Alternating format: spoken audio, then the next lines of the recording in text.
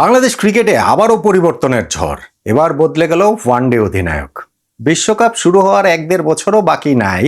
এই সময় বাংলাদেশের ওয়ানডে ক্যাপ্টেন্সি চেঞ্জ আসলে কেন করতে হলো? মেহেদী হাসান মিরাজকে সরিয়ে সেই জায়গায় লিটন দাসকে দায়িত্ব দেয়া হয়েছে।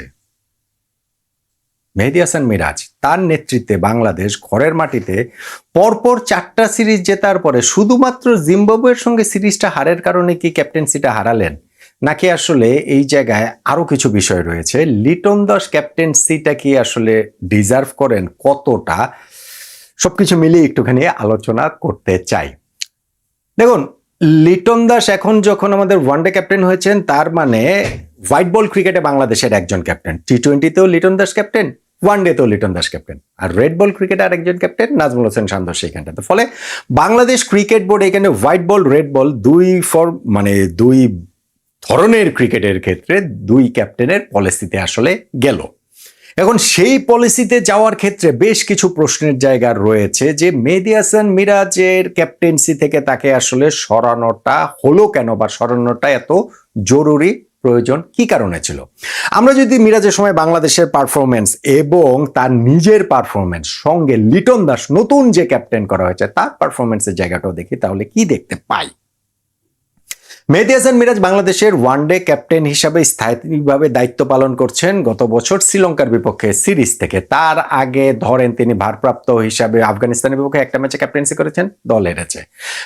ওয়েস্ট ইন্ডিজের বিপক্ষে 3টা ম্যাচে ওয়ানডেতে ক্যাপ্টেন্সি করেছেন, 3টাতেই দল হেরেছে। মিরাজ স্থায়ী ক্যাপ্টেন হয়েছেন শ্রীলঙ্কার বিপক্ষে সিরিজ থেকে। শ্রীলঙ্কার সঙ্গে সিরিজ আমরা হেরেছি। আফগানিস্তানের বিপক্ষে অ্যাওয়ে সিরিজে আমরা 3-0 ব্যবধানে হেরেছি। ফলে মিরাজের ক্যাপ্টেন্সির শুরুটা মোটেই ভালো হয়নি, কিন্তু তারপর তিনি দারুণভাবে ঘুরে দাঁড়িয়েছেন দলের পারফরমেন্সের দিক থেকে অন্ততপক্ষে। কেননা ওয়েস্ট ইন্ডিজের বিপক্ষে বাংলাদেশ সিরিজ জিতেছে 2-1 ব্যবধানে, আমরা সিরিজ জিতেছি পাকিস্তানের বিপক্ষে, নিউজিল্যান্ডের বিপক্ষে, অস্ট্রেলিয়ার বিপক্ষে। যখন পরপর 4টা সিরিজ আমরা এরকম জিতি, হোক সেটা ঘরের মাটিতে, আমার কাছে মনে হয়েছিল যে টু সাম এক্সটেন্ট আমরা 2015-র বাংলাদেশকে আবার দেখতে পাচ্ছি কিনা। সেই মাশরাফি বিন মুর্তজার বাংলাদেশ, যেইখানটাতে আমরা ঘরের মাটিতে ভারত, পাকিস্তান, সাউথ আফ্রিকা এরকম 3টা বিগ টিমের এগেনস্টে সিরিজ জিতেছিলাম। তো এইবারও ঘরের মাটিতে আপনি ওয়েস্ট ইন্ডিজকে ব্র্যাকেট বন্দি করে রাখলো, পাকিস্তান, নিউজিল্যান্ড, অস্ট্রেলিয়ার বিপক্ষে আমরা সিরিজ জিতেছি, এবং সেইগুলা যে একেবারে ধরেন মিরপুরের ওই উইকেট বানিয়ে আমরা মানে একেবারে আনপ্লেবল উইকেট বানিয়ে জিতেছি, আন্ডার প্রিপেয়ার্ড উইকেট বানিয়ে জিতেছি, তা বলা যাবে না। ফলে ওই জায়গাটাতে ক্যাপ্টেন মিরাজকে আসলে হিউজ ক্রেডিটটা দিতেই হবে। আমরা লাস্ট সিরিজটা জিম্বাবুয়ের বিপক্ষে তাদের মাটিতে গিয়ে হেরে গিয়েছি। এইটাই কি আসলে মিরাজের ক্যাপ্টেন্সিটা কস্ট করলো কিনা? যেহেতু আগামী 1-1.5 বছর পর 2027 সালের অক্টোবর-নভেম্বরে এই জিম্বাবুয়ে, সাউথ আফ্রিকা, নামিবিয়াতেই বিশ্বকাপটা হবে। তো এই একটা সিরিজ দেখেই কি আমরা আসলে এই ডিসিশনটা আমরা বা আমাদের ক্রিকেট বোর্ড নিল কি না?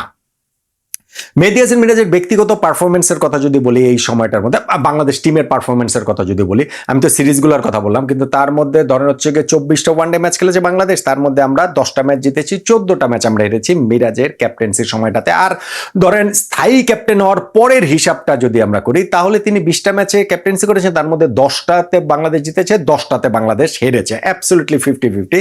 কিন্তু সিরিজের হিসাব যদি আপনারা আবার করেন, তাহলে এই সময় যে আমরা 7টা সিরিজ খেলেছি স্থায়ী ক্যাপ্টেন হওয়ার পর শ্রীলঙ্কার বিপক্ষে সিরিজ থেকে, সেই 7 সিরিজের মধ্যে আমরা 4 সিরিজ জিতেছি, 3 সিরিজ আমরা হেরেছি।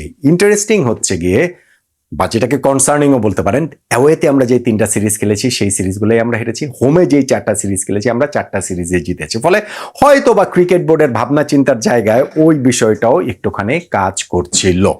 সঙ্গে আপনি এখানটাতে অ্যাড করতে পারেন মিরাজের ব্যক্তিগত পারফরমেন্স।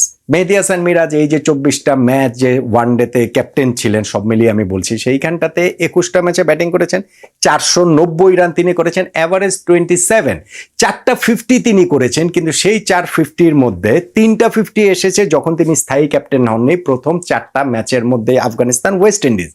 যখন তিনি স্থায়ী ক্যাপ্টেন হয়েছেন, তারপরে যে 7টা সিরিজের 20টা ম্যাচে দলকে নেতৃত্ব দিয়েছেন, তার মধ্যে একটা মাত্র 50 মিরাজ করেছে। ফলে তার ব্যাটিংটা একটা বিরাট কনসার্ন হয়ে দেখা দিয়েছিল। বোলিং এর ক্ষেত্রে আমি বলতে পারি যে 24 ম্যাচের মধ্যে তিনি 24টা উইকেটই পেয়েছেন, সেইটাও খুব আউটস্ট্যান্ডিং না, কিন্তু খুব খারাপও না। তবে পারফরমেন্সের জায়গা থেকে মেহেদী হাসান মিরাজের ব্যাটিংটা আসলে বাংলাদেশ টিম সেইভাবে এই ওয়ানডে ম্যাচগুলোতে অত ভালোভাবে আসলে পাচ্ছিল না, এইটা বলা যেতে পারে। এখন আসেন লিটন দাসের ক্ষেত্রে। মেহেদী হাসান মিরাজের ক্যাপ্টেন্সিটা সরানো আপনি যদি পারফরমেন্স দেখেন, বাংলাদেশ টিমের পারফরমেন্স দেখেন, হোমে 4টা সিরিজ জিতেছি, সেখানে জাস্ট একটা সিরিজ হারের কারণেই জিম্বাবুয়েতে গিয়ে আমার তাকে হচ্ছে গিয়ে ক্যাপ্টেন্সিকে সরিয়ে দেওয়া, এইটা ধরেন অস্ট্রেলিয়ান ক্রিকেটে ঠিক আছে, এইটা ধরেন ইন্ডিয়ার ক্রিকেটে ঠিক আছে, বাংলাদেশের ক্রিকেটের জন্য কি এইটা আসলে কতটা ঠিক আছে আপনি প্রশ্ন তুলতে পারেন। লিটন দাসের ক্ষেত্রে যেটা, সেটা হচ্ছে গিয়ে ওয়ানডে ফরম্যাট এবং টি20 ফরম্যাট, দুই ফরম্যাটের ক্যাপ্টেন এখন লিটন। ওয়ারএজ ওয়ানডে ফরম্যাটে লিটন কিন্তু এই কিছুদিন আগ পর্যন্তই দলেই ছিলেন না।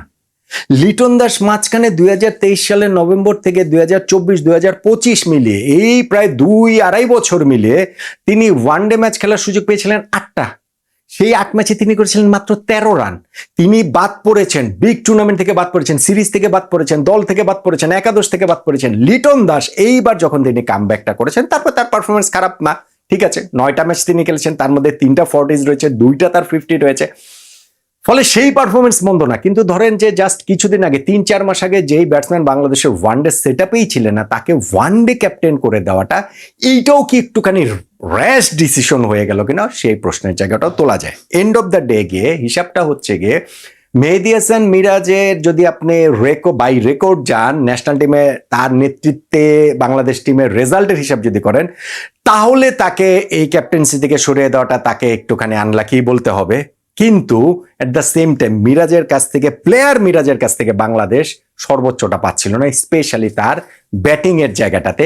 এইটার কথাটাও আসলে মানতেই হবে। এবং লিটন দাসেরটা আপনার অ্যাপারেন্টলি মনে হতে পারে যে না ঠিক আছে, লিটন তো কয়েক মাস আগে আমাদের ওয়ানডে সেটআপেই ছিলেন না, কিন্তু লিটনের সামর্থ্যের কথা যেমন আমরা সবাই জানি, সেটা অবশ্য 10-11 বছর ধরেই আমরা জানছি, এটার প্রতিফলনটা একটু কমই দেখি, কিন্তু ওই সামর্থ্যের কথাটা বিবেচনা করে Bangladesh cricket board white ball red বল ফরম্যাটটা আলাদা করেছে বলেই, এবং আগামী বছর যেই বিশ্বকাপটা হবে অ্যাওয়েতে, সাউথ আফ্রিকা, জিম্বাবুয়ে, নামিবিয়া, যেই অ্যাওয়েতে মিরাজের নেতৃত্বে বাংলাদেশের যেই স্থায়ী ক্যাপ্টেন হওয়ার পর 3টা সিরিজ খেলেছেন, সবগুলোতেই হেরেছে বাংলাদেশ। ইনফ্যাক্ট তার আগের যে একটা সিরিজ ওয়েস্ট ইন্ডিজ, সেইটাও হেরেছে।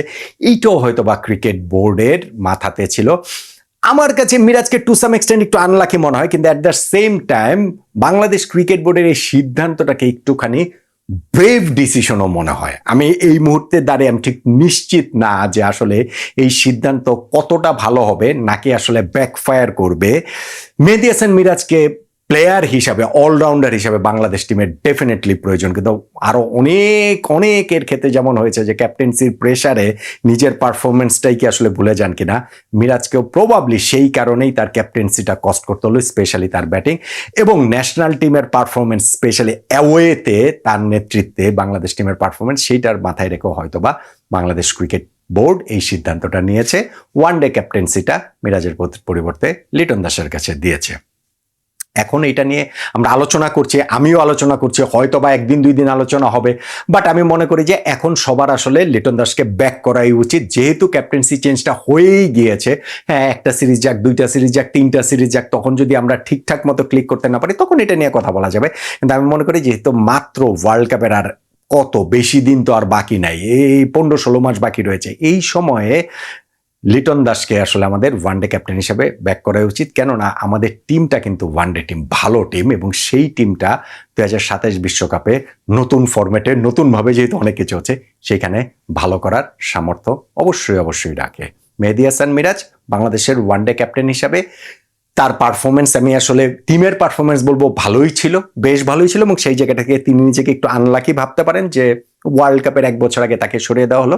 কিন্তু তার ব্যক্তিগত পারফরমেন্স উন্নতির যে জায়গাটা, সেইটা বাংলাদেশ ক্রিকেট টিমের খুব প্রয়োজন, সেটাও আসলে মাথায় রাখতে হবে। এবং লিটন দাসের জন্য অশেষ শুভকামনা জানাচ্ছি যে তার ক্যাপ্টেন্সিতে বাংলাদেশ যেন 2027 বিশ্বকাপে মনে রাখার মতো একটা খুব ভালো রেজাল্ট যেন করতে পারে।